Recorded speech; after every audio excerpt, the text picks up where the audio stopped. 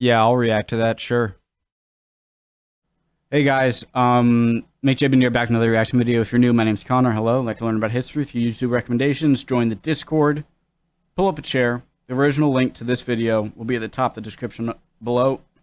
Excuse me, like always. And the Discord link will be right below that. If you're not ready to learn, get the hell out of here. Just get out, okay? Or just chill, let's go. Why didn't the USSR annex Finland?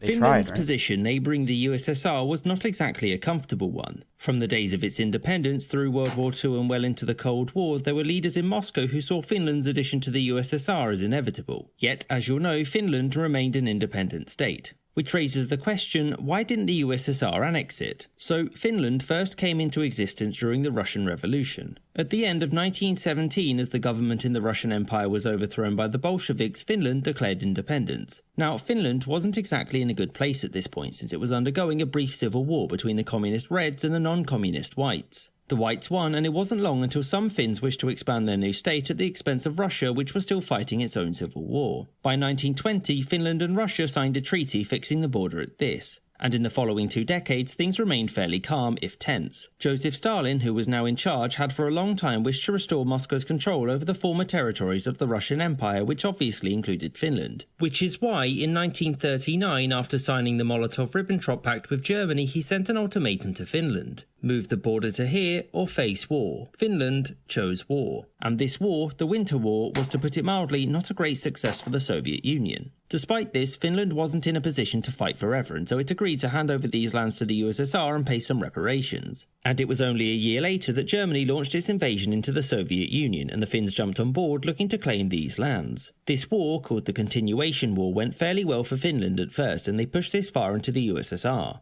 Now, when Germany's advance stalled, so did Finland's, and by 1944 the Soviets had pushed the Finns back to here. And in this year, the Soviets accepted Finnish talks for peace. Now they could, with enough men and effort, have conquered Finland in its entirety, but Stalin opted not to. This was because it would have cost a great deal in terms of lives and material, and they were much needed in the struggle against Germany. There was also a concern that annexing Finland would mean that Sweden would become much more hostile with the USSR now on its border. In the end, Finland had to sign a pretty humiliating treaty. This saw it lose the power on its border. In the end, Finland had to sign a pretty humiliating Treaty of Peace between Finland and the USSR. 1. Finland accepts that it's totally lame.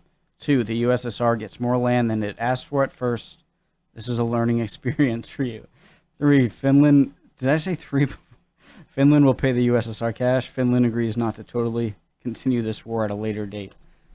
treaty. This saw it lose the previous areas that it had agreed to hand over to the USSR along with this territory in the north. It also ordered Finland to unban its Communist Party and place the Finnish leaders from the period of the Continuation War on trial for war crimes. So I don't know how this channel can make such simple drawing and figures look so funny. And place the Finnish leaders from the period of the Continuation War on trial for war crimes. So it won't exactly shock him along with this territory in the north. It also ordered Finland to unban its Communist Party and place the Finnish leaders from the period of the Continuation War on trial for war crimes. So it won't exactly shock you to find out that the USSR was not on good terms with Finland when the Cold War was at its beginning. Stalin was extremely distrustful of them, and Finnish leaders were, frankly, terrified that the Soviets would make an attempt at annexing them. Some of this stress came to an end in 1948 when the Soviets brought them a proposal. That's got to be one of the most popular signs used on History Matters. The soon and the guy with the closed eyelids.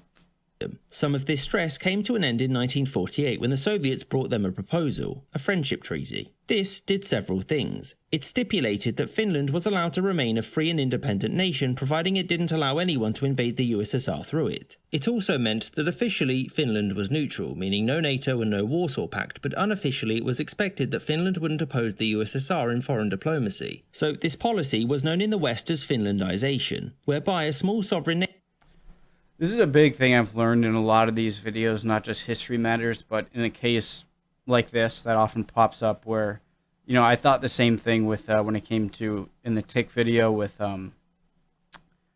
Germany and Sweden, in that sometimes it's like, well, why not just conquer Finland? Sometimes it really makes you stop and think about it's like, okay, you can topple Finland, but then that knocks over all of these unforeseen dominoes, like, well, then you're going to have to, all the resources that you could have found out some way to agree on and get your things that way, or have them as a kind of blockade in between them and another nation like Sweden, and they would cause Sweden to be all kind of paranoid if they took Finland.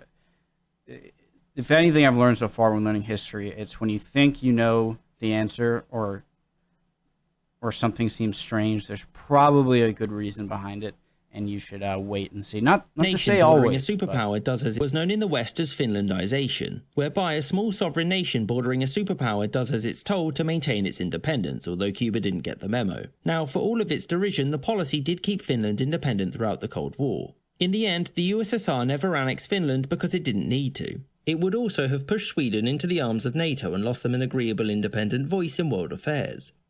I hope you enjoyed this episode, and thank you for watching, with a special thanks to my patrons. Hope you guys enjoyed it. I'll be back with another one soon. Join the Discord, follow the TikTok. I gotta get back to making more TikTok videos. Anyways, yeah, see you guys next time. Hope you're doing good.